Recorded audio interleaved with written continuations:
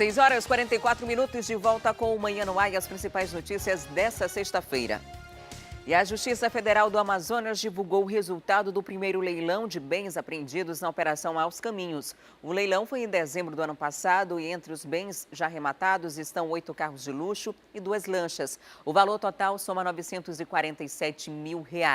Os valores arrecadados vão ficar depositados em juízo até a finalização dos processos judiciais da operação deflagrada pela Polícia Federal, que descobriu um desvio de recursos do setor de saúde do Amazonas em 2016. 4 lotes do leilão foram suspensos por decisão judicial e os bens com proposta de arrematação totalizam R$220 mil. Ainda de acordo com a Justiça Federal, o leilão é uma forma de preservar o valor dos bens, considerando a desvalorização rápida dos automóveis, por exemplo. O confisco de bens ou valores é só efetivado em casos dos donos sejam condenados à perda dos bens. E agora chegou o momento da nossa interação com a Rádio FM O Dia. Vem comigo, que a gente vai conversar com o Emanuel Cardoso, que está por lá na 93.1. Olá, Emanuel, muito bom dia para você. Muito bom dia, Adriane, para você e para quem nos acompanha a partir de agora aqui pela TV A Crítica. Vamos falar mais uma vez da questão da saúde do Amazonas. A gente vem comentando o quanto está difícil e agora o Ministério Público fez uma recomendação, disse que o Hospital Francisca Mendes, que na teoria seria uma referência de tratamento de coração, para toda a região norte do país, pode fechar as portas. O governo do estado rebate essa acusação aí e diz que o secretário vai, inclusive, fazer uma reunião hoje para tentar solucionar, ver o que pode ser feito para que o hospital consiga operar da melhor forma possível. O jornal A Crítica, Adriane, traz uma reportagem sobre este quadro no caderno Política e nessa reportagem afirma que o vice-governador, que também é secretário de saúde, deve reunir com a direção do Hospital Francisca Mendes para verificar essa situação. De acordo com o Ministério Público, deixa eu verificar aqui o nome correto da promotora, é a promotora Silvana Cabral, que é titular da 58ª Promotoria de Justiça especializada na defesa da saúde pública. Ela afirma que o hospital corre o risco de fechar as portas ou pelo menos de interromper os tratamentos cirúrgicos realizados no hospital, que o fazem, como você falou, Adriane, teoricamente referência de tratamento nesta área, fechar as portas, parar de funcionar por falta de material. A Suzane nega esta informação. O secretário deve se reunir com a direção do hospital justamente para fazer essa verificação. A informação repassada é de que o hospital continua funcionando, continua fazendo os atendimentos, continua fazendo as cirurgias, mas a promotora faz então esse alerta. Lembrando que a Suzane tem até o dia 14 um prazo estipulado pela Justiça por meio de ações também encabeçadas pelo Ministério Público, até o dia 14 deste mês, para repor o quadro de medicamentos, para repor os insumos das unidades hospitalares do Estado. Logo no início da gestão, a gente acompanhou uma visita da equipe de governo, tanto na Central de Medicamentos, como também no Hospital Francisca Mendes, para verificar essa situação. E, na época, o estoque encontrado foi de 25% do total de 100% de medicamentos que deveriam estar disponíveis para a população. O governo projeta pelo menos 6 meses para que este estoque seja reposto na sua totalidade, mas, por enquanto, tem aí esse alerta do Ministério Público que, se essa situação lá no Francisca Mendes, e especificamente, não for contornada, o hospital corre o risco de fechar as portas. Lembrando que o Francisca Mendes é gerido pela Universidade Federal do Amazonas, por meio da Unisol, a fundação da universidade, por meio da qual as empresas públicas são geridas. Na reportagem do A Crítica, a Unisol não se posicionou e a gente segue acompanhando este caso, Adriane, para saber qual será o resultado desta reunião e para saber qual de fato é a situação da saúde lá no Francisca Mendes. Emanuel, quem já precisou do serviço do Hospital Francisca Mendes nos últimos anos sabe que esse problema denunciado pelo Ministério Público não é de hoje. É um problema que já se arrasta há muito tempo. O Ministério Público sempre diz que o hospital não tem condições de funcionar dessa forma precária. A Suzane sempre alega que dá para funcionar, dá um jeitinho, vai resolver um problema aqui, resolve outro ali e vai empurrando com a barriga. O fato é que se chegou numa situação de extrema calamidade, que é preciso que haja uma solução o quanto antes, porque existe existem equipamentos de alta tecnologia no Hospital Francisca Mendes, que podem ser feitos diversos procedimentos, que são poucos os lugares do país que conseguiriam, mas sem a necessidade de insumos suficientes e até pagamentos de profissionais, fica complicado colocar tudo isso que se conquistou na prática, né? Porque é algo que vem se deteriorando ao longo do tempo e sem prioridade, sem investimentos. A herança que se pegou agora foi uma herança que tem mais dívidas do que lucros. A gente acompanhou, a gente já fez muitas reportagens, eu mesmo, Adriane, já fiz muitas reportagens de pessoas que precisavam fazer procedimentos, fazer exames no Hospital Francisca Mendes, que não apenas é referência, não, ele é o único, como você falou, que faz esse tipo de procedimento e não só pacientes do interior do nosso estado, como de outros estados, vêm para Manaus em busca deste atendimento. E a gente sabe que, independente das fronteiras, o hospital é público, a saúde é pública e deve atender a população. Agora, essa situação na saúde não para por aí não, Adriane. E os funcionários terceirizados da saúde, que a gente sabe que é o pessoal que faz o atendimento das unidades, estão agendaram para hoje uma manifestação na frente da Suzan, aqui na André Araújo, na frente da Secretaria de Saúde, Estadual de Saúde, e o protesto é o mesmo. O protesto é a falta de pagamento, alguns com 5 meses atrasados, outros com 3 meses atrasados. Esses trabalhadores reclamam, inclusive, de ameaças em relação ao fato de eles exporem a situação e dizem que, mesmo que alguns pagamentos já tenham começado a ser feitos pela Suzan, o pagamento dos salários ainda não chegou até esses trabalhadores. Esta manifestação está marcada para a partir das 8 da manhã. A gente deve acompanhar essa manifestação aí e verificar como é que isso deve desenrolar. Mas é um outro gargalo da saúde no estado do Amazonas, Adriane. Agora, Manuel, mudando de assunto, a Assembleia Legislativa, que voltou aos trabalhos essa semana, já tem a discussão de uma abertura de CPI da gasolina para investigar a possibilidade de preços combinados, que seria um cartel de combustíveis. Uma CPI similar já aconteceu na Câmara Municipal de Manaus, que não deu em nada, e agora se tenta abri-la na Assembleia. Já tem 4 assinaturas para iniciar esse processo de investigação. Será que vai dar em alguma coisa, Adriane? É difícil, né? Porque até o processo de investigação é complicado, porque os postos, de repente, todos estão cobrando o mesmo valor, aí inicia uma blitz, aí tem um valor diferente, aí na semana seguinte já está tudo igual. Os empresários alegam a lei de livre concorrência, então eles podem arbitrar os preços que bem entenderem, já que são empresários, pagam pelo produto, vendem no preço que querem.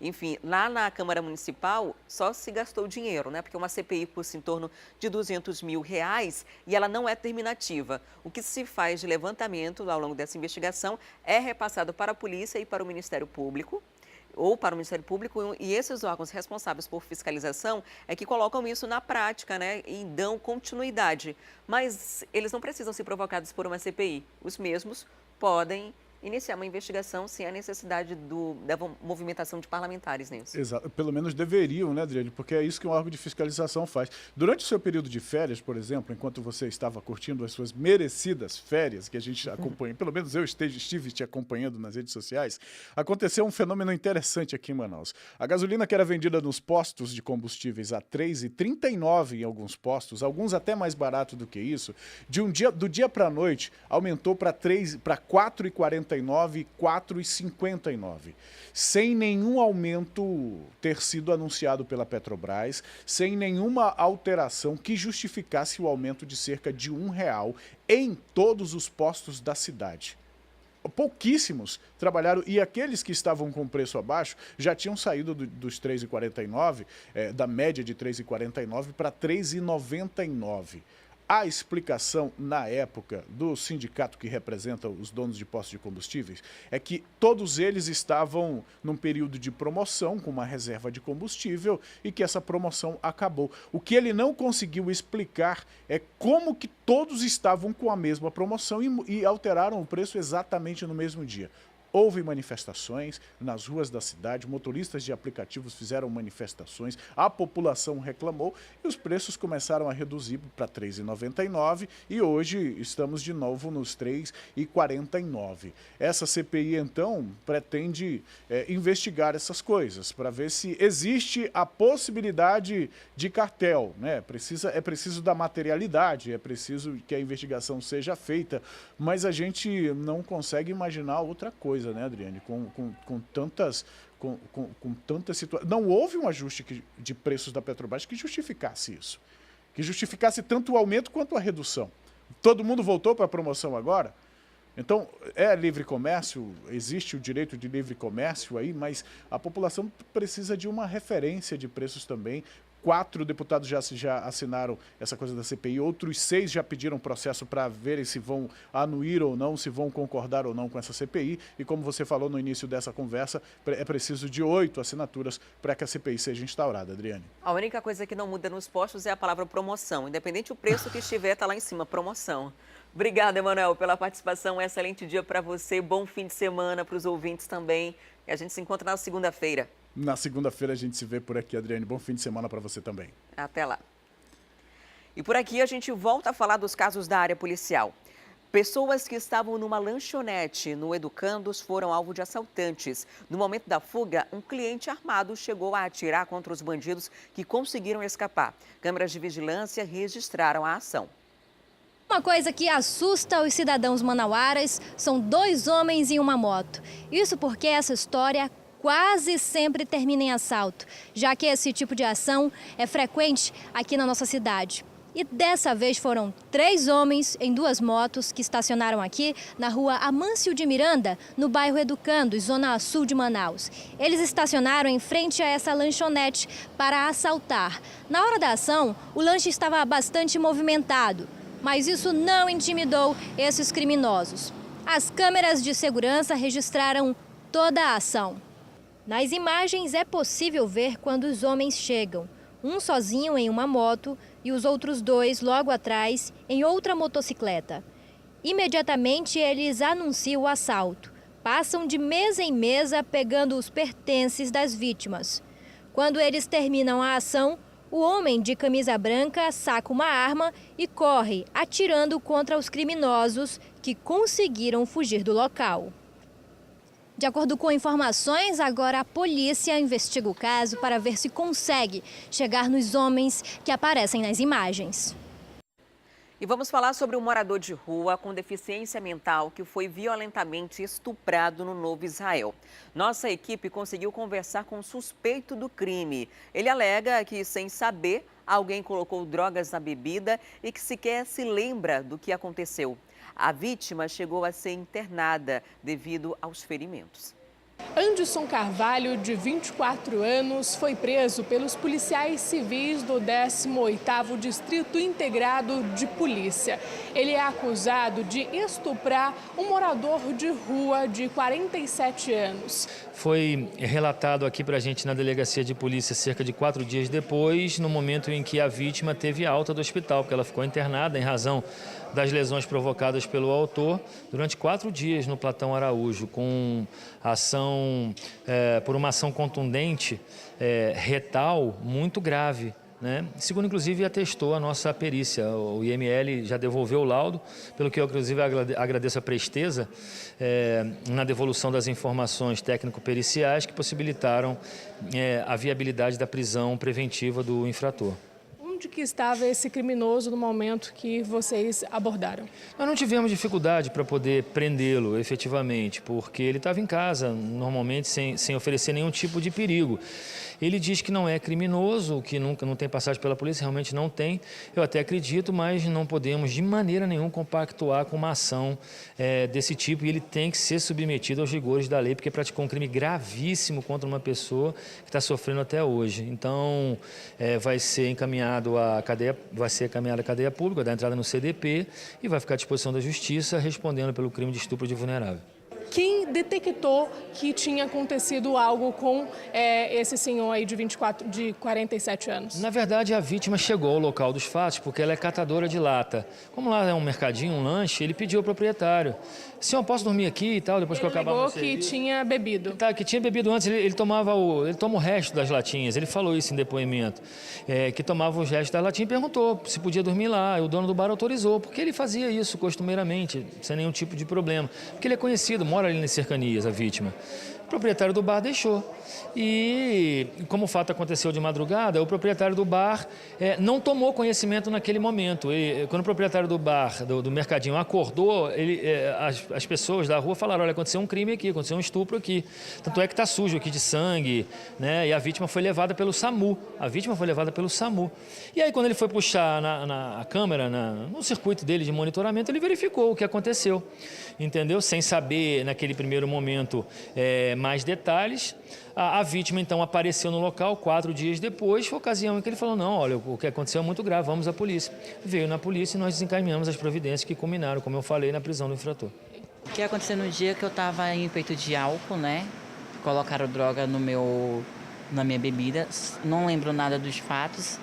Todo mundo sabe que da minha convivência, meus familiares, meus amigos, sabem que eu sou incapaz de fazer qualquer coisa. Eu tenho uma vida social lá em fora, sou trabalhador, pago minhas contas, né? Mas eu fui, colocaram simplesmente uma droga na minha bebida, onde eu não me lembro do nada do fato. Até enquanto eu confessei tudo que eu sei pelo delegado. Não conheço a vítima, não lembro do fato, só que eu já pedi o perdão da vítima, a vítima já veio aqui.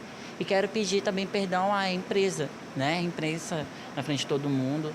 Não sou essa pessoa que fala que eu sou um monstro, sou estropador. Não tenho nada pela polícia, não tenho um nome sujo pela polícia. Então, é isso que eu tenho que falar para vocês. Não tinha o nome sujo, né? Porque esse é um crime brutal e é estuprador, sim. As imagens são muito claras, né? Quem teve a chance de ver o vídeo por completo viu quanto o crime foi violento. Tanto que a vítima precisou ficar internada todo esse tempo. Se trata de uma pessoa idosa, uma pessoa com deficiência mental e com dificuldades, né, na fala. Não podia nem pedir ajuda ali naquele primeiro momento. Então, o crime se torna ainda mais grave. E agora, ainda bem que teve a preocupação das pessoas ali que moram no Novo Israel de fazer a denúncia e essa pessoa está presa e tem que ter todo o rigor de lei. Não tem desculpa de que usei drogas e resolvi virar um monstro provisoriamente, mas depois disso eu volto a ser normal e não faço nada disso. Essa justificativa não cabe numa situação como essa, num crime tão violento como esse que foi cometido essa semana. E mais uma festa de aniversário termina em tragédia em Manaus. Dessa vez no Mauazinho. O suspeito comemorava mais um ano de vida, mas depois de um desentendimento, atirou contra o rosto da mulher que não resistiu e morreu. Eliésio Santana foi preso em flagrante, mas ainda tentou se livrar da arma ilegal usada no crime. Um momento de descontração, de lazer, um aniversário que terminou em tragédia. Em um crime no bairro Mauazinho. Observe esse homem que foi apresentado aqui na delegacia especializada em homicídios e sequestros. Ele se chama Eliésio e tem 20 anos de idade. Quem o ver assim, com esse olhar cabisbaixo, não imagina o que ele foi capaz de fazer com a própria esposa de 23 anos de idade. Os dois estavam comemorando com os amigos o aniversário dele, quando de repente ele sacou a arma e deu um tiro no rosto da própria esposa. Em seguida, ele mesmo a socorreu, a levou até o pronto-socorro João Lúcio e nesse momento os policiais foram até lá. Ele contou uma outra história, uma outra versão, disse que a arma disparou sem querer. Ele alega que a arma estaria de posse dessa arma porque estaria sendo ameaçado por alguns indivíduos da área, praticam roubos no local. Em função disso, teria comprado essa arma para se defender. Mas descobrimos também que ele, de posse dessa arma, estava comemorando o aniversário, acabou bebendo, discutido com a companheira e desferiu um tiro na altura do rosto que levou ela a óbito. Só que antes desse sujeito levar a esposa dele até o hospital para tentar salvar a vida dela, ele ainda pegou a arma que ele utilizou nesse crime e entregou para um adolescente para que ele desse fim, mas com poucas horas aí de investigação, delegado, vocês já conseguiram identificar quem é esse garoto? Sim, o adolescente já está identificado, os pais já foram contactados, inclusive a advogada. Ele já tem advogado, a advogada já entrou em contato conosco e agora estamos aguardando eles entregarem o armamento para que possamos encaminhar para a perícia e posteriormente para a justiça. Nada justifica, mas o que teria motivado aí esse crime? O que ele contou para vocês e as testemunhas também? Ele nega que teria sido uma discussão, mas sabemos através de testemunhas que ele teria discutido minutos antes com a vítima e acreditamos que tenha sido isso a motivação do crime. Ele diz que o crime foi acidental, o tiro foi acidental, teria sacado a arma da cintura e a arma teria disparado e atingido a vítima na altura da cabeça. E já foi lavrado o flagrante, agora ele será encaminhado à audiência de custódia e posteriormente será encaminhado à cadeia pública. Vai responder também aí por posse ilegal de arma de fogo? Sem dúvida nenhuma, dependendo do enquadramento pelo Ministério Público, ele também poderá responder pelo porte ilegal de arma.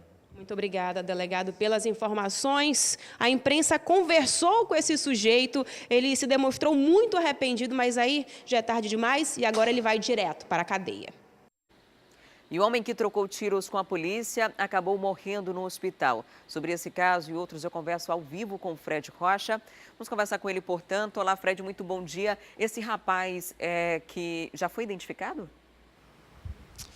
Adriane, muito bom dia a você, bom dia a todos. Olha, a polícia fez uma operação ontem lá na zona norte da cidade de Manaus, teve uma troca de tiros e acabou atingindo o Gabriel Costa dos Santos, de 19 anos, que morreu então durante esta ação policial.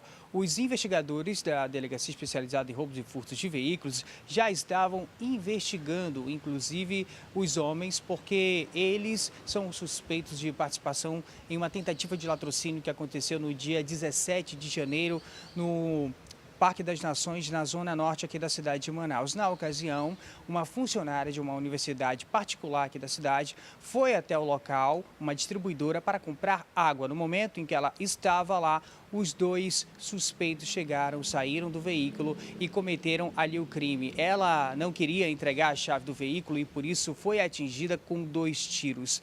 Ela foi levada para o Hospital de Pronto-Socorro 28 de agosto, onde ficou internada e, felizmente, sobreviveu.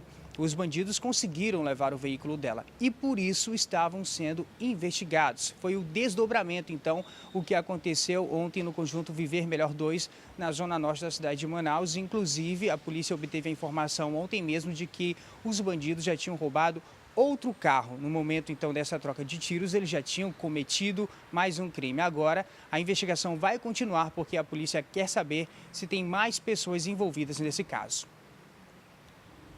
Uma dupla foi presa, né? E além de armas, a polícia encontrou com esses 2 homens jacarés e chegou até eles meio que por acaso, né? Os policiais militares da 30ª Companhia Interativa Comunitária receberam uma denúncia de que em uma rua lá no Jorge Teixeira, na terceira etapa, um homem estaria ameaçando as outras pessoas que passavam via pública. Assim que os PMs chegaram, encontraram Maxwell Santos de Souza e com ele os PMs apreenderam uma arma caseira. No entanto, próximo ao Maxwell estava também o Samuel, na frente de uma casa. A polícia achou muito suspeito porque ele estava próximo, enfim, acreditou que ele também estava cometendo algum tipo de crime, chegou até ele e, com a permissão, segundo os PMs, dos suspeitos, os policiais conseguiram vistoriar a casa do Samuel. E aí lá dentro encontraram mais 2 armas caseiras e, para surpresa da polícia, dentro de um banheiro, em um balde, estavam os 2 filhotes de jacaré. A polícia questionou como que ele tinha conseguido aqueles animais e ele não soube explicar, apenas disse que eram os animais de estimação. Por isso, ele também deve responder por crime ambiental. Os policiais acabaram levando outros objetos ali da casa porque eles não tinham nota fiscal. A polícia acredita, então, que todo aquele material era oriundo de roubos ou furtos ali naquela área da cidade. Tudo isso foi levado para o 14º Distrito Integrado de Polícia, que serve também como central de flagrantes ali na zona leste da cidade. Fred, a gente tem informação agora de um detento que morreu no hospital, né? E ele teria sido vítima de espancamento no presídio, foi encaminhado para lá, mas não resistiu. É o Rogério Belém de Sá, já foi identificado, esse caso aconteceu às 5 horas da manhã, ou seja, não tem muito tempo, as informações são preliminares ainda, segundo ainda a informação de um funcionário da Humanizar, empresa que administra os presídios aqui do estado, o Rogério foi levado para o Hospital de Pronto-Socorro Delfim Aziz, na zona norte da cidade, mas já chegou sem vida. A informação mais concreta que se tem é que ele foi agredido por outros presos, só que a gente ainda não sabe as circunstâncias. Maiores detalhes desse caso a gente vai conferir no programa Alô Amazonas. Adriane. Tá certo, Fred. Muito obrigada pelas informações. E agora a gente faz um breve intervalo e volta daqui a pouco. Você vai ver que o Museu da Amazônia completou 10 anos e agora tem uma programação toda especial para os visitantes. É o nosso roteiro do dia. Eu volto em instantes, não saia daí.